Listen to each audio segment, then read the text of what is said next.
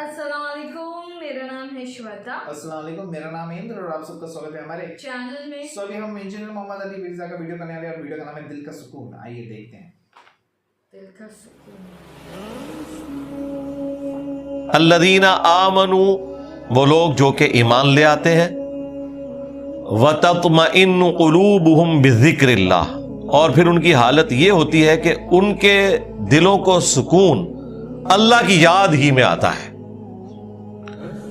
الا بذکر اللہ تطمئن القلوب، آگاہ ہو جاؤ، اللہ کے ذکر ہی میں دلوں کا سکون ہے۔ یہ سورۃ الرعد کی آیت نمبر 28 کا وہ پورشن ہے جو ہم نے اپنے دونوں اذکار کارڈ، صبح شام کے اذکار کارڈ اور فرض نماز کے بعد اذکار کارڈ کے اوپر یہ آیت ٹاپ کے اوپر لکھی ہوئی ہے۔ آگاہ ہو جاؤ، کان کھول کر سن لو کہ اللہ کی یاد میں، اللہ کے ذکر میں ہی دلوں کا سکون ہے۔ دیکھیں، ایک ذکر کی وہ قسم ہے جو اللہ تعالیٰ نے آپ کے اوپر اوبلیگیٹری کر دی ہے، اس کے بغیر چارہ نہیں، وہ ہے نماز۔ وَأَقِمِ الصَّلَاةَ لِذِكْرِي، میری یاد کے لیے نماز کو قائم رکھنا۔ اس کانٹیکسٹ میں بخاری مسلم میں حدیث ہے، نبی علیہ السلام ایک سفر میں تھے، رات کو مشورہ کیا کہ فجر نماز پڑھ کے ہی سوئیں گے اب سفر میں۔ کچھ اصحاب نے کہا کہ نہیں یا رسول اللہ، تھوڑا آرام کر لیتے ہیں، ایک آدھ بندے کی ڈیوٹی لگا دیں، وہ ہمیں جگا دے گا۔ حضرت بلال کی ڈیوٹی لگائی گئی اور وہ اپنی سواری پہ مشرق کی طرف رخ کر کے بیٹھ گئے کہ جیسے ہی صبح صادق ہوگی، جو پو پھوٹتی ہے فجر کا وقت داخل ہوتے وقت، جو رات کے اینڈ ہونے کی نشانی ہوتی ہے، تو وہ باقیوں کو جگائیں گے۔ بس وہ بھی سو گئے۔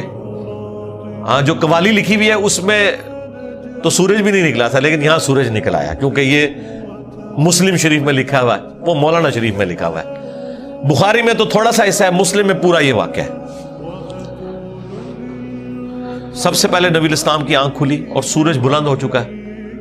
آپ علیہ السلام نے کہا سب سے پہلے تو یہاں سے اٹھو نا، اس علاقے میں شیطان کا غلبہ ہے جس کی وجہ سے یہ سب کچھ ہوا، آگے چل کے پڑاؤ کرتے ہیں۔ آگے جا کے پڑاؤ کیا۔ نبی علیہ السلام نے اپنے مؤذن کو بلا کے پوچھا کہ بھئی تیری ڈیوٹی لگائی تھی؟ آگے دیکھیں، اس نے اسٹریٹ فارورڈ جواب دیا، کوئی گستاخی نہیں۔ اس نے کہا یا رسول اللہ، جس طرح آپ کو نیند آ گئی مجھے بھی آ گئی، ٹھیک ہے، ادھر تو بڑی گستاخی یہ شمار کیا جائے گا۔ تو نبی علیہ السلام نے کوئی نہیں ڈانٹا، بالکل نیچرل چیز ہے۔ اس زمانے میں اگر کوئی الارم ہوتا تو پھر ایسا ہوتا بھی نہ۔ یہ تو دیکھیں ہم کتنی سہولت میں ہیں، بھلے رات کو 12-1 بجے بھی سوئے نا تو الارم لگایا ہوتا ہے، یقین ہوتا ہے کہ اس الارم کی آواز میں اٹھ جائیں گے۔ ورنہ اگلے زمانوں میں جب الارم نہیں تھے تو لوگ تو پوری رات پتہ نہیں کتنی دفعہ کروٹ لیتے ہوں گے کہ کہیں فجر ہی نہ قضا ہو جائے۔ تو ہماری زندگی کتنی آسان ہو گئی ہے اس کی وجہ سے۔ پھر نبی علیہ السلام نے اذان دلوائی اور سورج بلند ہے، اور صحابہ کرام کہتے ہیں فجر کی نماز آپ نے جماعت سے پڑھائی، سورج نکلی ہوئی حالت میں۔ سلام پھیرنے کے بعد آپ نے فرمایا کہ اگر کوئی شخص سویا رہ جائے یا بھول جائے تو جیسے ہی اسے یاد آئے، جیسے ہی اس کی آنکھ کھلے، وہ والی نماز پڑھ لے، اس کے لیے وہی اس نماز کا ٹائم ہے، اس کے لیے۔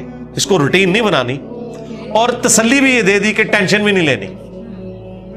ٹھیک ہے، اگر ایسا معاملہ ہو گیا اللہ معاف فرمانے والا ہے، جان بوجھ کے تو نہیں کیا، اور تمہاری وہ نماز قضا بھی نہیں ہوگی۔ ظاہر ہے کہا اس کے لیے اس کی نماز کا ٹائم وہی ہے، وہ قضا بھی نہیں ہوئی، ادا پڑی ہے تو جماعت کرائی ہے نا، ورنہ سورج نکلے ہوئے فجر کی نماز کا ٹائم تو نہیں ہوتا۔ اور پھر آپ نے اینڈ پہ قرآن کی آیت تلاوت کی، سورہ طٰہٰ کی، وَأَقِمِ الصَّلَاةَ لِذِكْرِي، میری یاد کے لیے نماز کو قائم رکھنا۔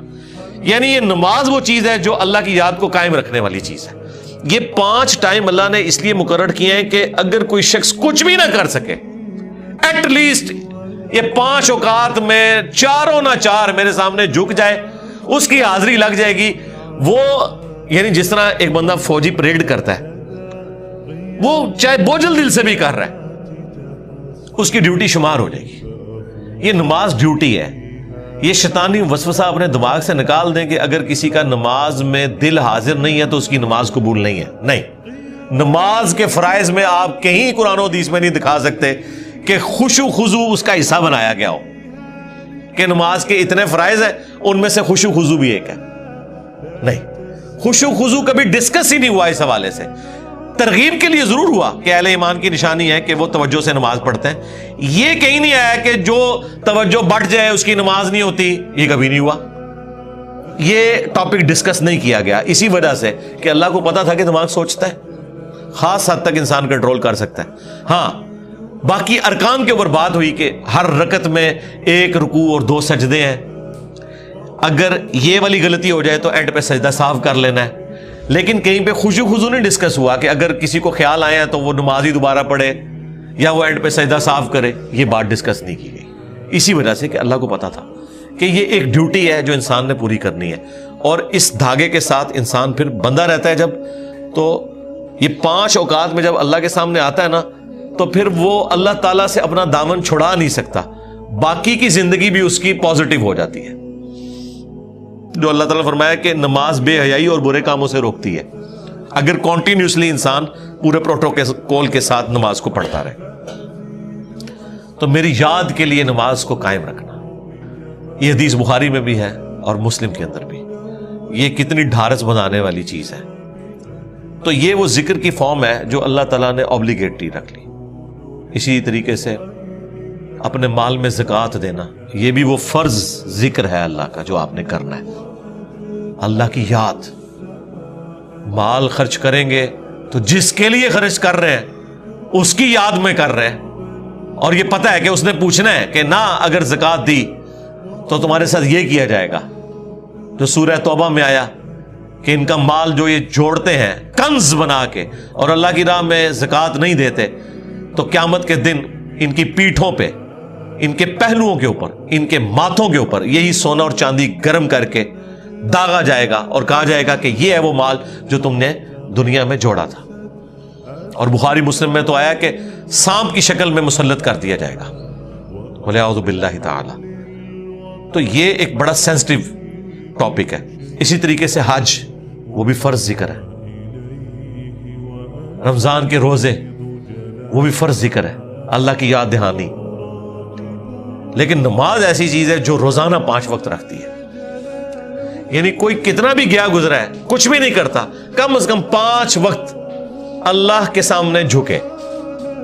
چاہے وہ دل سے جھکتا ہے, چاہے وہ خشوع خضوع سے جھکتا ہے, اس نے اپنی ڈیوٹی پوری کرتے رہنا ہے, کرتے رہنا ہے. ایک وقت آئے گا اللہ تعالیٰ استقامت دے گا.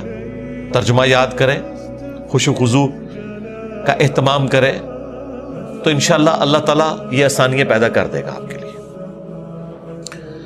یہ وہ ذکر ہے جو فرض ذکر ہے. دوسرا ذکر وہ ہے جو اللہ تبارک و تعالیٰ نے قرآن کے لیے یوز کیا. اِنَّا نَحْنُ نَزَّلْنَا الذِّكْرَ وَإِنَّا لَهُ لَحَافِظُونَ.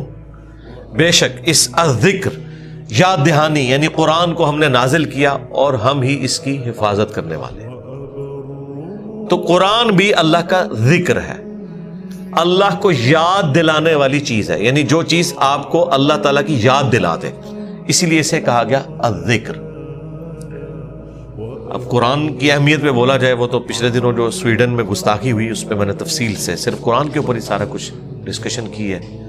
پھر ہماری یہ جو نئی والی قرآن کلاسز ہیں, اس کے پہلے 6 لیکچرز جو ہیں وہ قرآن سے ہی ریلیٹڈ ہے. 40 علمی پوائنٹ میں نے ڈسکس کیے تھے, جسے شوق ہے وہ دیکھ لیں. تیسرا جو ذکر ہے جی, وہ ہے الذین یذکرون اللہ قیاما وقعودا وعلی جنوبہم. اہل ایمان کی نشانی ہے کہ وہ خواہ کھڑے ہوئے ہوں, خواہ بیٹھے ہوئے ہوں, خواہ وہ اپنی کروٹوں پر لیٹ رہے ہوں, ہر حال میں اللہ کو یاد رکھتے ہیں. حتیٰ کہ دیکھیں اما عائشہ سے پوچھا گیا جنابت کے کانٹیکسٹ میں, صحیح مسلم میں حدیث ہے کہ کیا اس حالت میں بھی نبی علیہ السلام اللہ کو یاد کرتے تھے؟ تو انہوں نے کہا کہ اللہ کے نبی ہر حال میں اللہ کو یاد کیا کرتے تھے, خواہ وہ جنبی بھی ہوں. جنبی بندہ صرف قرآن کی تلاوت نہیں کر سکتا, نماز نہیں پڑھ سکتا, باقی ہر ذکر کر سکتا ہے, صبح شام کے اذکار, باقی چیزیں. اس میں تو کوئی پروٹوکول بھی نہیں ہے.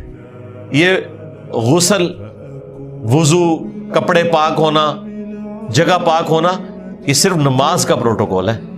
جو عام اذکار ہیں ان کا کوئی پروٹوکول نہیں ہے, وہ آپ جس مرضی حالت میں کریں. یہ لوگ کہتے ہیں جی آیت کریمہ بڑا گرم ہے جی, بغیر وضو کے نہیں کرنا چاہیے جی, خوشبو لگا لینی چاہیے. اور بھائی جس نے کیا تھا اس نے تو مچھلی کے پیٹ میں کیا تھا، سب سے زیادہ تعفن والی جگہ یونس علیہ السلام. کوئی گرم ذکر نہیں ہے بھائی. وہ پھر ایسا ذکر ثابت ہوا کہ اللہ تعالیٰ نے ان کی اس غلطی کو، اجتہادی غلطی کو معاف کیا. اور سورہ صافات میں فرمایا اگر یونس یاد نہ کرتا ان الفاظ کے ساتھ تو جتنا اللہ تعالیٰ کا عطاب تھا نا، پھر یہ اسی دن مچھلی کے پیٹ سے نکالا جاتا جس دن مردے اپنی قبروں سے نکلیں گے. ایک جملے نے اللہ تعالیٰ کا غصہ ٹھنڈا کر دیا، لا الہ الا انت سبحانک انی کنت من الظالمین. لیکن سرکار یہ 3 دن اور 3 رات انہوں نے پڑھا ہے یہ وظیفہ. ہاں آپ ذرا ایک لمحے کے لیے سوچیں، 3 دن اور 3 رات، یہ کتنے بنتے ہیں؟ 72 گھنٹے. 72 گھنٹوں اگر آپ کو ایک ایئر کنڈیشن کمرے میں بھی مسلسل ایک ذکر کرنا پڑ جائے تو لگ پتہ جائے گا. آپ ذرا اس شخص کے بارے میں امیجن کریں جو مچھلی کے پیٹ میں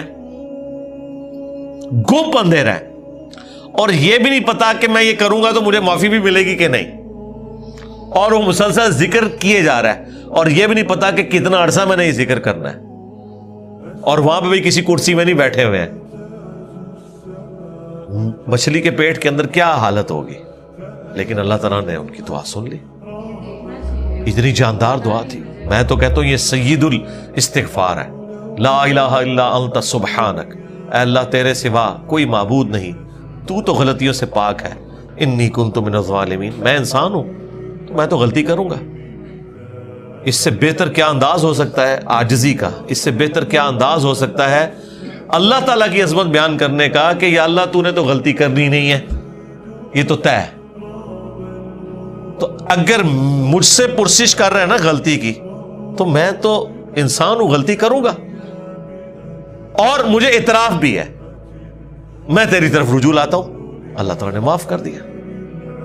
جامعہ ترمذی میں یہاں تک حدیث ہے کہ جو بھی یونس کی دعا کے ذریعے اللہ کی طرف متوجہ ہو، اللہ تعالیٰ اسے کبھی محروم نہیں لوٹاتا. اور یہ حصہ قرآن میں بھی ہے، وَكَذَلِكَ نُنْجِي الْمُؤْمِنِينَ، ہم مومنین کو بھی اسی طریقے سے نجات دیں گے.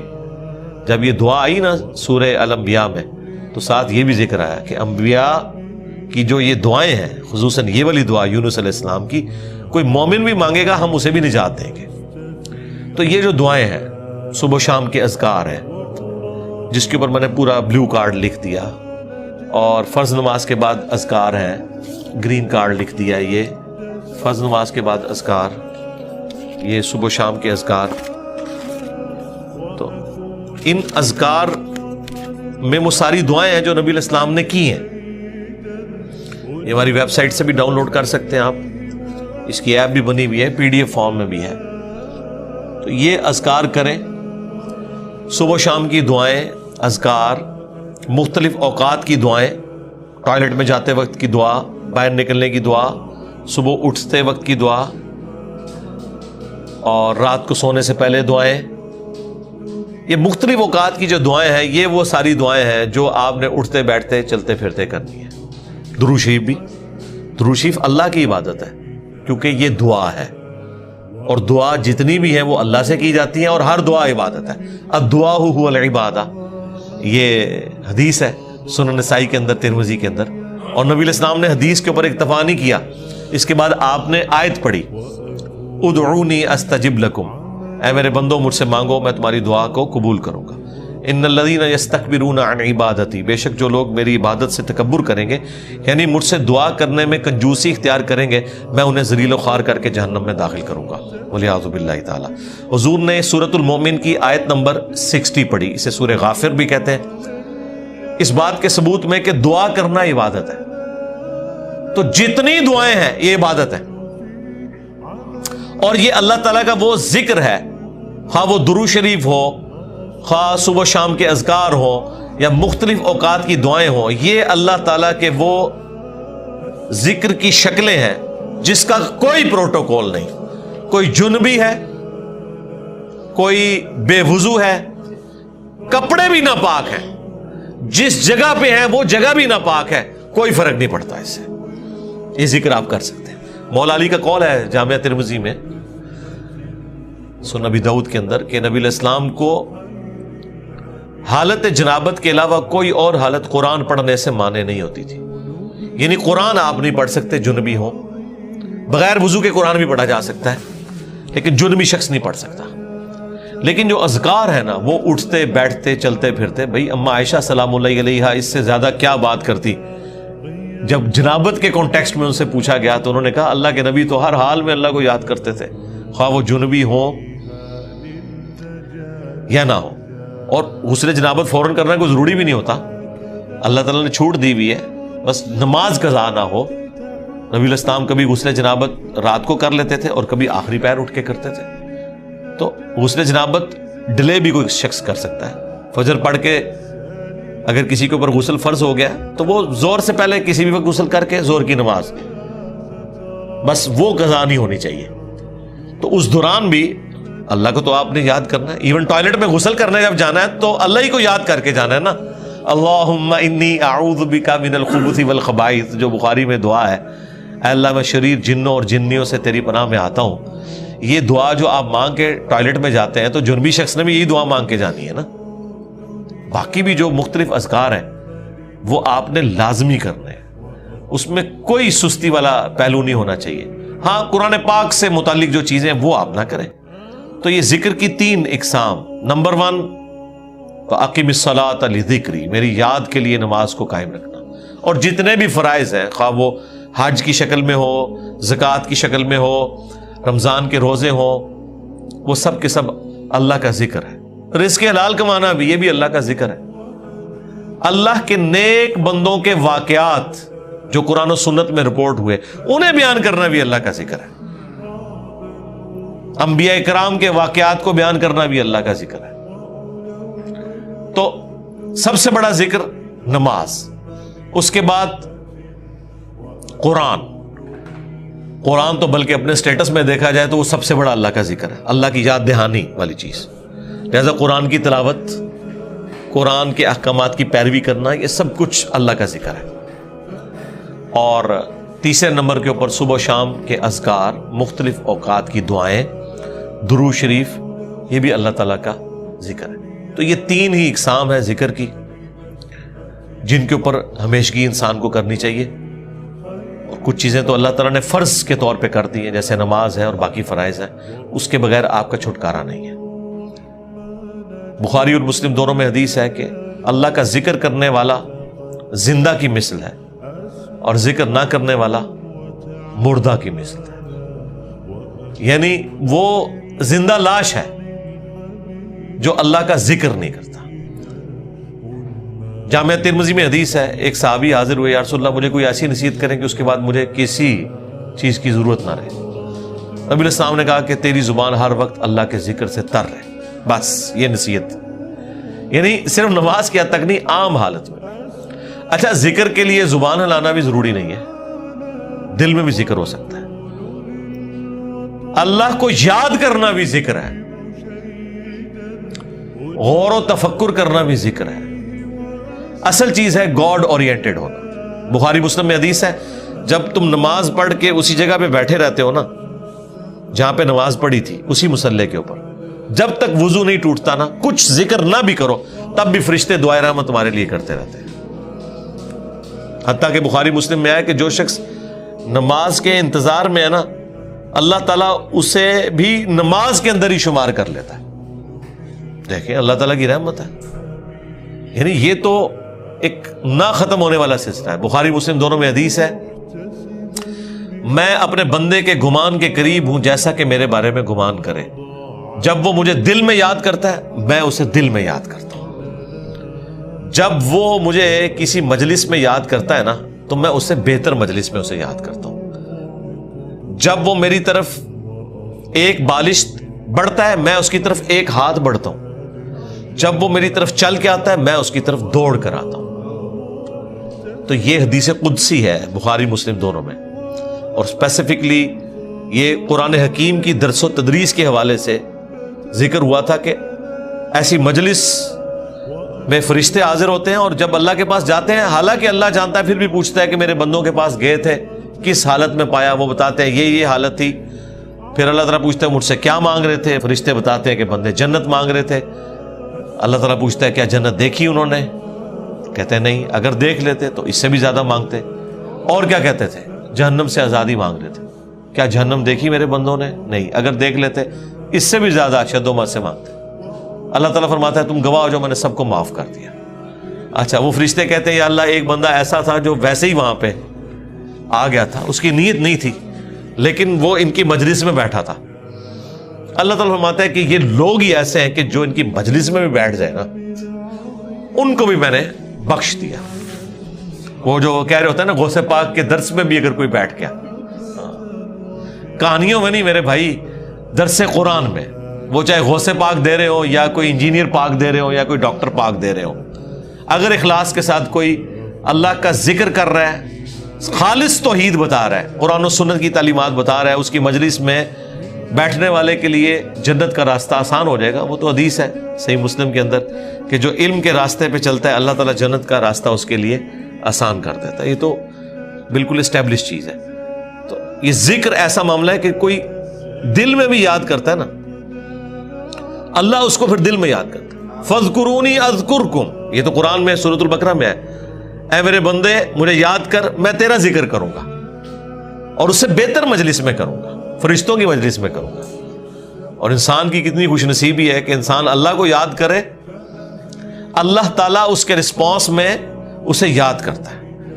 انسان کا اللہ کو یاد کرنا یہ چھوٹی چیز ہے, اللہ کا اپنے بندے کو یاد کرنا یہ بڑی چیز ہے.